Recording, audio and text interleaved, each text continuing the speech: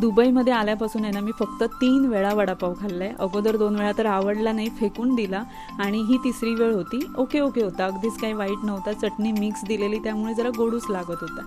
तर नमस्कार मंडळी, मी पूजा आणि सध्या मी जॉबसाठी असते अबुधाबीमध्ये. आणि मी हा वडापाव ज्यावेळी खायला गेलेली त्यावेळी तिथे एक दादा भेटलेला आणि तो म्हणाला, तुम्ही पूजा ना, मी तुम्हाला ओळखतो, तुमचे व्हिडिओ बघतो मी म्हणून. मला खरंच त्यावेळी खूप भारी वाटलेलं की कोणीतरी आपल्याला ओळखतंय. त्यावेळीची ती जी फिलिंग्स होती ती खरंच खूप वेगळी होती. त्यासाठी दिलेल्या प्रेमासाठी मनापासून धन्यवाद.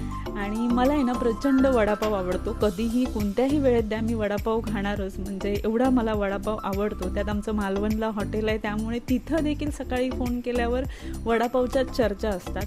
त्यामुळे सतत वडापावचे क्रेविंग्स यायचे आणि ज्यावेळी 2 वेळा तो अगदीच घटिया टेस्ट लागली त्यामुळे मी परत कुठेच ट्राय केला नव्हता. त्यामुळे दुबई अबुधाबीमध्ये कुठे चांगला वडापाव मिळतो हे मला नक्की कमेंट करून सांगा, मी नक्की ट्राय करेन. पण त्यापेक्षा पण भारी वडापाव मला आज खायला भेटलेला.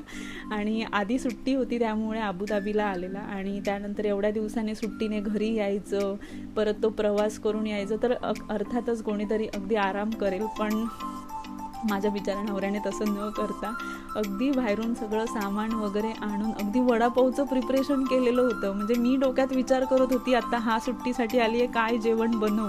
पण घरी येऊन बघते तर ऑलमोस्ट सगळं रेडी होतं, फक्त वडापाव तळायचे होते. आणि मला तेव्हा एवढं भारी वाटलं ना की आपण म्हणजे ॲक्सेप्टच नसतं आपल्याला की आपल्याला आपली आवडती डिश पाहिजे असते. खूप दिवसापासून असे क्रेविंग्स असतात आणि पटकन अशी समोर आली की ते एक वेगळा आनंद असतो ना, तसं माझ्यासाठी होतं ते.